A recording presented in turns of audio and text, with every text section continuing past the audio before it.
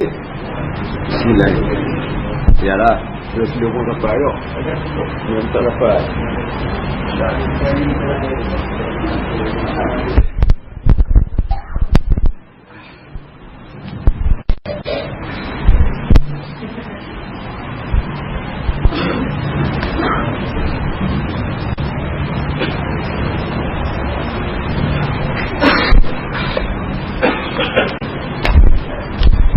Assalamualaikum warahmatullahi wabarakatuh. Bismillahirrahmanirrahim. Alhamdulillah. Alhamdulillahilladzi khalaqal mauta wal hayata liyabluwakum ahsanu amala. Nahmaduhu wa nasta'inu wa nastaghfiruh wa na'udzu bika min shururi anfusina wa min sayyiati a'malina. May yahdihillahu fala mudilla lahu wa may yudlilhu fala hadiya lahu. Asyhadu an la ilaha illallah wahdahu la syarika lah wa anna Muhammadan abduhu wa rasuluh. Allahumma shalli wa sallim ala sayyidil mursalin al-mab'usi rahmatan lil alamin habibina wa syafi'ina wa zukrina wa maulana sayyidina Muhammadin wa ala alihi wa sahbihi ajma'in. Amma ba'du. Alhamdulillah, banyak syukur kehadirat Allah Subhanahu wa taala yang telah memberi keizinan kepada kita sekali lagi untuk duduk di dalam rumah Allah yang mulia ini dalam satu majlis tazkirah yang saya diberi kesempatan dan saya suka untuk menerangkan pada waktu yang berkesempatan ini sedikit peringatan daripada tazkirah tentang kematian yang saya nukilkan daripada kitab Sunan Saghir, iaitu kitab hadis Imam Baihaqi rahimahullah ta'ala. Mudah-mudahan sedikit tazkirah ini memberi guna kepada kita sesuai dengan firman Allah Subhanahu wa ta'ala, wa zakir fa inna dzikra tanfa'ul mu'minin. Berilah peringatan, berilah tazkirah, maka sesungguhnya tazkirah atau peringatan itu sememangnya memberi manfaat, memberi guna kepada orang-orang yang beriman kepada Allah dan kepada hari kiamat. Dalam suatu hadis yang diriwayatkan daripada Abi Sa'id Al-Khudri radhiyallahu an, katanya qala Rasulullah sallallahu alaihi wasallam, lakinu mautakum la ilaha illallah. Satu hadis yang kita selalu dengar, yang masyhur di sisi ulama dan masyhur juga di sisi orang awam, orang biasa. Kata Rasulullah SAW, lakinu mautakum la ilaha illallah. Ajarkanlah yang mati-mati di kalangan kamu akan la ilaha illallah. Ada ulama yang berpendapat bahawasanya maksud mautakum ini majaz, maknanya orang yang hampir mati. Kamu ajarlah, kamu talqinlah la ilaha illallah. Tapi kita tak kata, kita kata ngucap. Kita tak kata la ilaha illallah hak Nabi ajar. Kita pergi kat orang mati, nak mati, kita kata ngucap. Ini pelik. Pasal dia dengar orang kata ngucap. Rasulullah tak suruh ngucap. Rasulullah suruh kata terus la ilaha illallah. Lakinu mautakum la ilaha illallah. Kata gitu di telinga dia. Kita pergi dia tu hak teruk dah. Dalam nazak, dalam sakaratul maut, dalam mabuk, kita pergi kata ngucap. Dia dengar pun dia kicak ke apa. Jadi tak kena kita. Selalu Nabi tak sebut lain, lakinu mautakum la ilaha illallah. Sebut terus, pergi kat telinga dia la ilaha illallah. Jangan acak sangat, jangan kuat sangat. Nampak? Jangan perlahan lepas tak dengar, sekiranya dengar di telinga dia.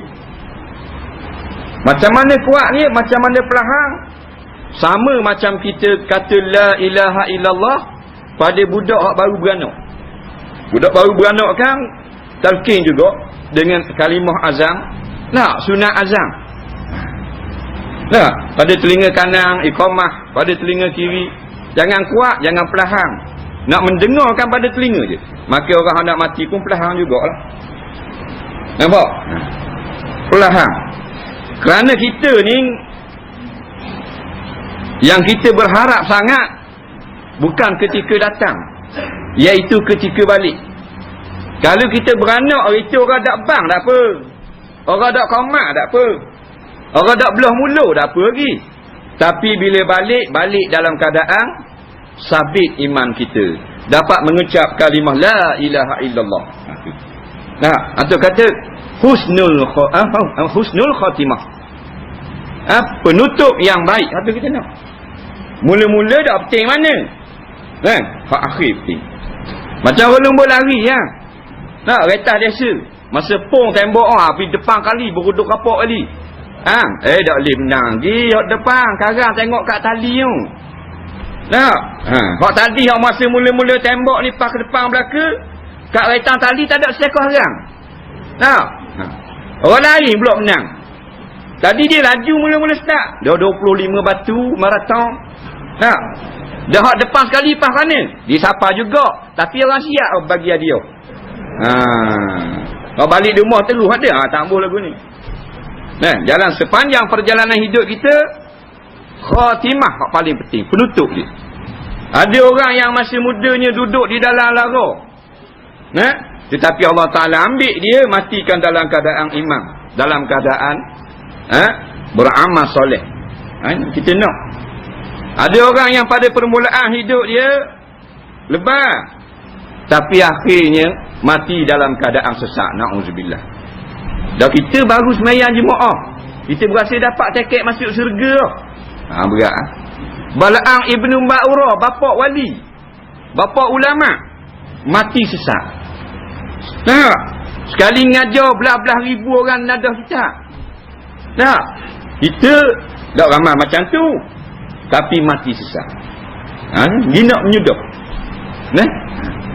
Nak pula akhir zaman ni yang menolong agama Allah, orang hok jahil-jahil, orang hok bodoh-bodoh, bengong-bengong, orang hok dak faham ngaji, orang hok tela baca Quran, hok tu tolong Islam.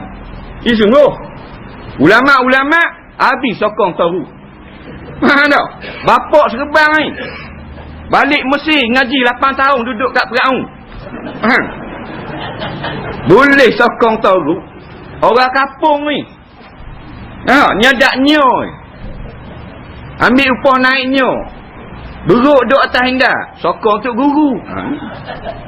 Ni kata akhir zaman, orang tak ada ilmu, orang bodoh-bodoh, faham? Orang rendah martabat akan tolong agama Allah. Dia balik Mesir, balik Jordan, Universiti Islam, faham? Sokong bapak zalim, sokong bapak tahu. Ni kata. Jadi pelik sungguh. Kawan tu tak ada erti benda, kita tak ada bersuti rumah. Beruk ada 4 ekor. Faham? Bawa urut lah kau. Tak? Hari-hari dia lengah kotif, beruk kotif, dia duduk tenda. Faham? Time beruk demam dia naiknya. Orang bodoh. Tapi sokong ulama. Ni pelik sungguh. Faham? Kau pandai-pandai ustaz-ustaz habis, rebah habis. Daripada dia pakai serban, pakai sokok pula ni. Berat sungguh. Nabi tak pakai sokok. Ulama. Tak. Pakai dulu pakai serban, pakai jubah. Pitih punya pasal, ikut punya pasal. Orang kata tak boleh pakai serban, tak pakai. Tak boleh pakai piah, tak pakai. Dia ulama. Tak. Bukan dreba lori. Ulama ni. Cakap Arab pasal. Apa? Lacau lidah macam korung lidah. Tapi orang kata buang piah kalau nak kerja pakai sokok hitam. Pakai. Ulama bodoh. Faham? Ada pula pakai yang Rasulullah tu. Ulama mana boleh ikut dia? Hak disuruh tak canggah tak apa. Walaupun sunat sekali pun. Ni. Kita nak nyudah. Sunat kita tengok orang nak mati. Tengok kita sunat kita tengok orang nak pergi Mekah supaya kita Sebab kita kat gini nak pergi retek. Sunat kita tengok guana gamuk keadaan dia. Kat gini kita pula. Orang kata pergi Mekah kan. Dah ni jauh pada Mekah ni mati ni. Jauh pada Mekah. Dalil Syekh Harah dah balik. Dah pergi Mekah balik. Jauh-jauh 4 bulan pun. Balik. Ni pergi perjalanan maut dah balik seorang. Dah tak mau pergi atas, pergi tengok. Tu kita. Kita pergi tengok orang nak mati duk cakap tanah je. Berat. Dah sama hari je. Tuan rumah kena buat turun biskut Mary pula tanah. Faham? Bengong tu. Naik atas rumah tengok orang nak mati keadaan dia macam mana, tengok keadaan dia. Daripada kaya sekaya-kaya jadi miskin, daripada segagah-gagah siapa jadi dak-rak apa gitu semua. Orang nak mati. Sunat ziarah orang sakit. Tapi dia ada adab pula ziarah orang sakit. Selama mana kita ada dengan orang sakit tu, kita berada dalam taman syurga. Nampak? Ini disebut dalam banyak hadis Rasulullah SAW. Macam duduk dalam taman syurga. Pergi duduk kat orang sakit. Kerana sakit ni musibah yang Allah Ta'ala timpakan ke atas hamba-hambanya yang dia kasih. Maka hamba tu sabar, maka jadilah ruang tempat dia sakit tu sebagai tempat yang turun rahmat, sehingga Nabi serupakan seperti taman syurga. Macam lebih nak buat orang sakit. Tapi janganlah duduk lama sangat kat orang sakit. Sampai kawan tu nak salin kain tak tembus lagi. Ada ke pasal dia bodoh. Duduk sekejap aje. Duduk sekejap minta diri. Minta diri. Lepas tu orang sakit kata duduk dulu. Dah puas tengok muka. Tu lain. Kita pun tunggu ustaz. Ni dok kawan tu nak salin pamper tengok. Pakai pamper. Tegur pula dah. Baliklah. Orang nak betul kain orang sakit, nak lama obat dah lari. Bahan 2 kopi, 2 cawan air kopi. Duk tunggu situ ada tak? Dia ni tak reti bahasa. Bukan sini cerita ni. Kat Kongo. Allahu Rabbi.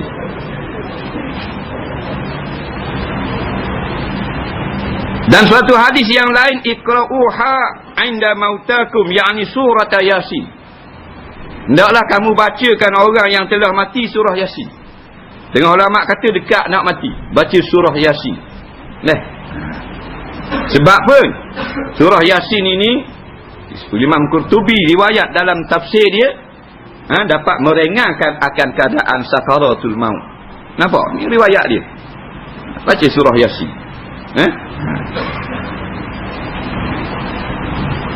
Dan sebagai peringatan kepada dia pada surah-surah yang dibiasakan ketika hidup. Sebab orang beriman ni, dia hidup dia baca Quran. Bila dia hidup baca Quran, nak mati kita pergi baca Quran kat dia. Nampak? Dapat menenangkan jiwa dia. Kerana nak keluar roh ni orang yang sangat duka cita, sangat susah hati. Tiba-tiba kita mari tolong baca Quran. Quran tu dia baca sama ketika hidup, maka dapat menenangkan jiwa orang yang nak keluar roh. Itu kelebihan dia. Ni ada rajin baca Quran, dia baca Quran kat dia. Ni silap. Dia dah baca Quran.